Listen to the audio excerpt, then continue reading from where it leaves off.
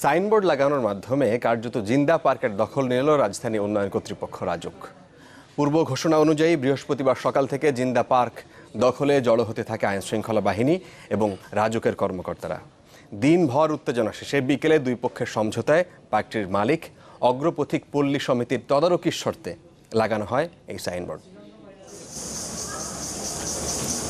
সবুজে ঘেরা বিস্তীর্ণ পথ, পাখির কলকাকলি, জানা অজানা ২৫০ প্রজাতির প্রায় ১০,০০০ গাছ, স্কুল, পাঠাগার, মসজিদ, ১০০ বিঘা জমির ওপর এই ছবি নারায়ণগঞ্জ জেলার রূপগঞ্জের জিন্দা পার্কের।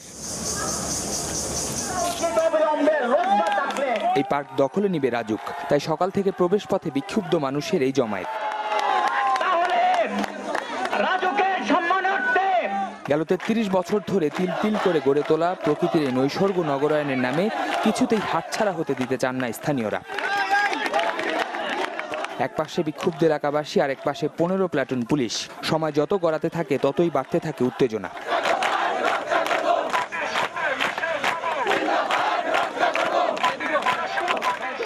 দুপুরের দিকে ঘটনাস্থলে আসেন রাজুক ও নারায়ণগঞ্জ জেলা পুলিশের কর্তা ব্যক্তিরা। আমরাই পার্কটা বানাইছি স্যার, আমরাই পার্কটা বানাইছি।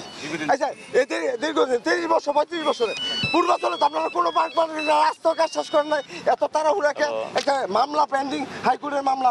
আপনারা স্যার ম্যাজিস্ট্রেট হইয়া, আমরা স্যার ম্যাজিস্ট্রেট হইয়া, আইনের রক্ষক হইয়া আমরা আইন ভঙ্গ করি। এই পার্কটা সর্বসাধারণের জন্য থাকবে, অন্য কাউকে লিজ দেওয়া হবে না। যেহেতু তারা কষ্ট করে প্রতিষ্ঠান গড়ে তুলছে, মেনটেন্যান্সের দায়িত্ব তাদেরকে, আমাদের রাজুকের কর্মচারী হোক বা আপনার মাস্টার হোক, যেভাবে তাদেরকে আমরা রাখার চেষ্টা করবো, এটা আমাদের সিদ্ধান্ত। ঘণ্টাব্যাপী আলোচনা, উত্তপ্ত বাক্য বিনিময়ের পর সিদ্ধান্ত হয় রাজুকের অধিগ্রহণ করা এই জায়গায় রাজুক জিন্দা পার্ক সাইনবোর্ড লাগানোর। স্থানীয়দের দাবি, হাইকোর্টে জারি করা রুলের নিষ্পত্তি না হওয়া পর্যন্ত পার্কটি দখল করতে পারবে না কেউই। পঞ্চমবারের মতো চেষ্টা চালানোর পর অবশেষে সাইনবোর্ড লাগাতে পেরেছে রাজুক। রাজধানীর খুব কাছের জিন্দা পার্কের নাম কিন্তু এরই মধ্যে পরিবর্তন করা হয়েছে, লেখা রয়েছে রাজুক জিন্দা পার্ক।